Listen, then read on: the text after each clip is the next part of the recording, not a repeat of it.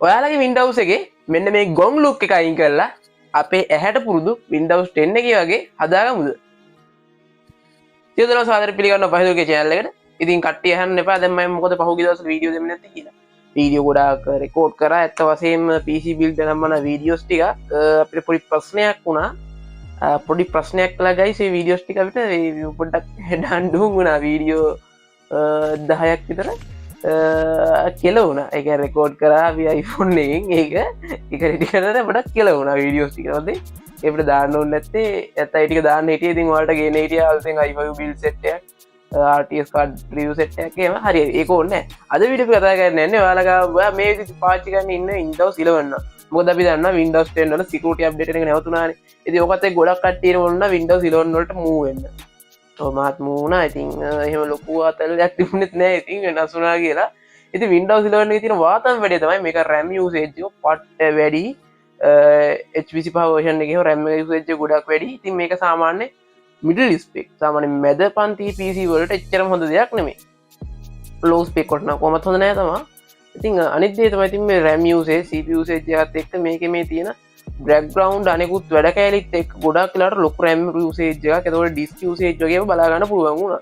ඉතින් ඔය දේවල් එක්ක කොහොමද මේකට අපි පරණ අපේ ඇහැට කනට පුරුදු look එහෙම නැත්නම් Windows 10 වල තියෙන looks ටික මේකට ගන්න බැරිද? looks ටික ගන්න බැරිද මේකට ගන්න පුළුවන්. කිසි ප්‍රශ්නයක් නැහැ අපිට ඒ විදිහට මේක පාවිච්චි කරන්න පුළුවන්. ඔයාලට තියෙන්නේ මේ කියන විදිහට මෙන්න මේ settings ටික හදන්න. අපි එහෙනම් ගිහින් බලමු Windows 11 එක කොහොමද මේ පරණ Windows 10 එකේ look එක අරගෙන ගොඩක් හොඳ optimizer එකක් විදිහට පාවිච්චි කරන්න කියලා. මේ Windows 11 එකේ ඕගොල්ලන්ට තියෙන මේ menu bar එක. ඉතින් මේක මේ ගෝත look එක කොහොමද අයින් කරන්න කියලා ලොකු ප්‍රශ්නයක් තියෙනවා guys. ඉතින් මගේ තියෙන්නේ Windows 10 එකේ තියෙන classic menu action එක. ඉතින් මේක කොහොමද දාගන්නේ? ඉතින් අපි දන්නවා දැන් Microsoft එක මේකේ එන්නේ එක MacBook එකක් කරන්න යන්නේ. ඉතින් අපි ඒකට විරුද්ධව බොල්දු සිතින් පෙළ ගැහෙන්න ඕනේ. ඉතින් ඒ වගේම ඉතින් ඔයාලා මේක කරගන්න මේක search කරන්න ඕනේ Windows එකේ PowerShell කියලා. හරිද? ඉතින් PowerShell කියලා search කරලා run as administrator ගිහිල්ලා මේ ඕපන් වුණාට පස්සේ මේක paste කරලා enter දෙන්න. හරිද? ඕක enter දුන්නාට පස්සේ ඕක ඔන්න ඔය විදිහට වැඩ කරනවා. හරිද? ඉතින් ඕක එකපාරක් දුන්නම ඇති. ඊපස්සේ restart පාරක් දාන්න. එතකොට මේක එනවා මේ සුපිරි නේද? ගැම්ම. අපි ඊළඟ දේ තමයි graphic setting හදාගන්න එක. ඔයාලා guys මේකට ආවට පස්සේ search කරන්න ඕනි graphic settings කියලා. හරිද? graphic settings කියලා search කරාම තමයි මේ option එක එන්නේ. මේක මෙතන open වෙලා නැත්තම් මේක දාගන්න tick mark එකක් ඈ. tick mark එකක් දාගෙන restart පාරක් කියන දානොත් මේ ඔක්කොම වැඩ කරලා ඉවරලා. හරිද? ඊට පස්සේ guys ඔයාලා දැන් මොකක් හරි දන්නව ගේම් එකක් ගන්නවා කියලා. අන්න දැන් ඔයා ගහනවා Call of Duty 4 එක. මොකද්ද කරන්න ඕනි? මේ මෙතන තියෙනවා add desktop app කියලා. හරිද? මේ ක්ලික් කරලා ඔයයි ගේම් එකේ exe file එක තියෙනවනේ. දැන් මං ගත්තොත් එහෙම මගේ machine එකේ තියෙනවලු Far Cry එක. මං හිතන්නේ මගේ machine එකේ Far Cry තියෙන මෙන්න මෙතන games කියන එකේ මේ Far Cry කියන එකට ඇවිල්ලා Far Cry 3 bin කියන එකට ඇවිල්ලා මම මෙතන මේ Far Cry 3 කියන එක මෙහෙම add කරගන්නවා. හරිද? දැන් මොකද වෙන්නේ? මේක උඩ ගිහිල්ලා GPU preferences වලට ඇවිල්ලා තෝරගන්න 1650. හරිද? I think කෙලින්ම නාගසලන් එන්න ගහද හැකි ඕක තෝරගත්තා පස්සේ. හරිද? අනිත් ඒවත් එහෙම. ඉතින් මම මේ දිනදා පාවිච්චි කරන software එක දාගෙන තියෙන්නේ. ඔයාලට ඉතින් ඔය විදිහට ලස්සනට දාගන්න. හරි? මම ඔය දාගත්තට පස්සේ ආතල් නේ. අය වගේම තමයි ඉතින් ඔයාලා light weight වැඩ. ඒ කියන්නේ එහෙම ලැප් එකක් එහෙම තියෙනවා නම් එහෙම අරන් යනවා නම් ඉතින් ඔයාලට දාගන්න පුළුවන්. ඔයාගේ Intel graphic තියෙන එක දාගන්න පුළුවන්. right? හරි. ඔය ටික තමයි ඔය දේවල් ටික.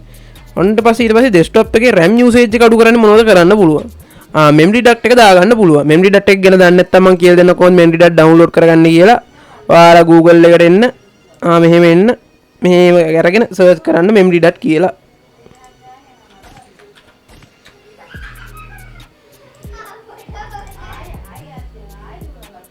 memory duct කියලා search කරලා පස්සේ මේම දැම්මට පස්සේ memory duct කියලා මේක එනවා මේක download කරගන්න පුළුවන් ඉතින් ලස්සනට වැඩ කරන්න. හරි? ඊට පස්සේ ඒකෙන් පුළුවන් RAM එක link කරගන්න.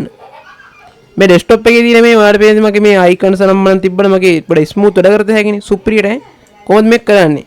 right click කරා properties වලට ගියා. advanced system setting වලට ගියා. මෙතන setting වලට ගියා.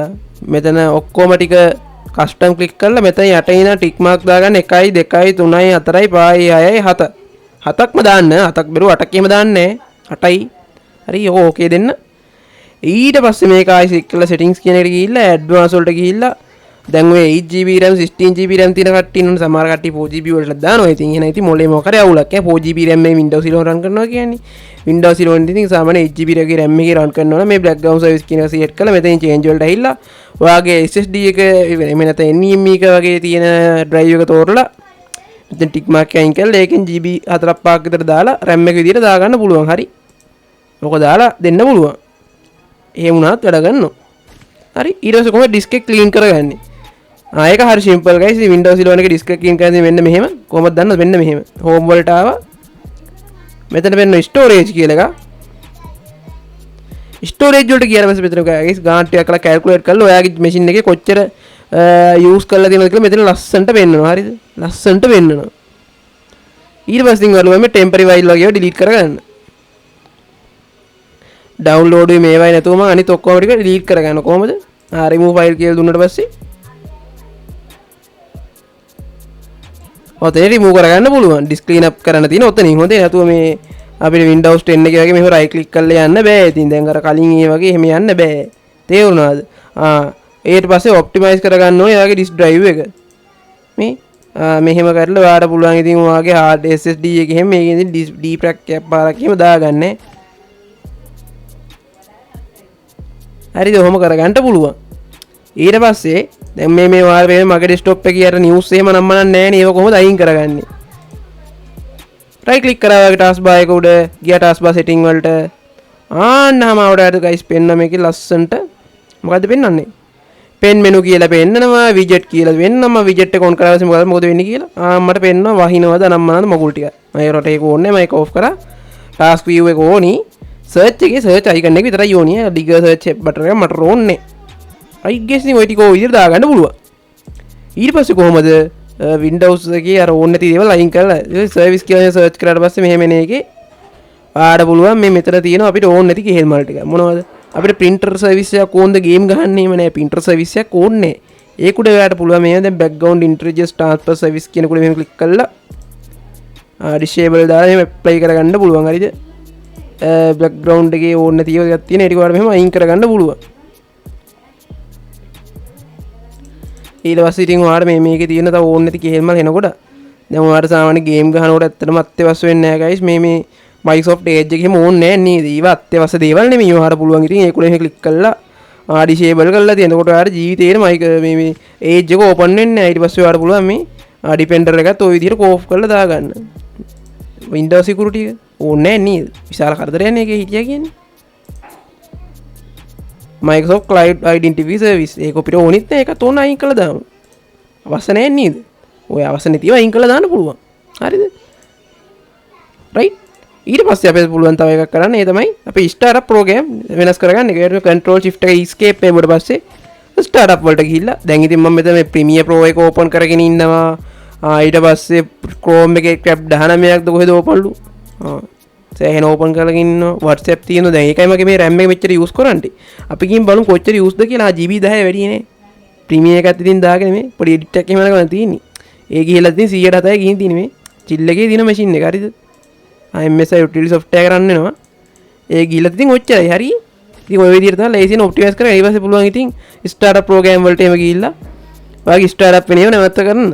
ඊට පස්සේ ඉතින් මේක ටක් ගාලා machine එක boot වෙන්න එපා. ඒකට ඉතින් ඔයාලට තියෙන්නේ system configuration කියලා search කරලා boot වලට ගිහිල්ලා තප්පර 10 කියලා දාන්න. service වලට ගිහිල්ලා hide Microsoft service දීලා ඕන නැති පුච්චක් ඔක්කොම ටික මෙතනින් untick mark ටික දාගන්න. හරි. ඔය විදිහට තමයි Windows 11 ඔයාලගේ PC එකේ optimize කරන්නේ. ඉතින් මම හිතන මේ වීඩියෝ බලලා ඔයාලට අයිඩියා එකක් එන්නේ කොහොමද හදාගන්න. ඉතින් හදාගන්නත් අනිවාර්යයෙන්ම හදාගෙන ඒක පාවිච්චි කරන්න. ඒ වගේම මේ වීඩියෝ එක තවත් බලන්න share කරන්න. ඉතින් අපේ Facebook page එක බලන්න ගිහිල්ලා මම Facebook page එකේ වීඩියෝ එක දාන්න නැති තරම් කවන්න account එක ගිහින් බලන්න ඒක දානවා. TikTok account එකේ ඒක ගිහින් බලන්න ඒකත් මම වීඩියෝස් ටික අප්ලෝඩ් කරන මේ කැලි කපලා short videos ටික දෙනවා. ඒක බලන්න බලලා react කරන්න. ඉතින් ආතල් ලැග් ගන්න. ඉතින් ඉන්නේ මේ වගේ තවත් ටෙස්ට් වීඩියෝ එකකට හම්බෙමු.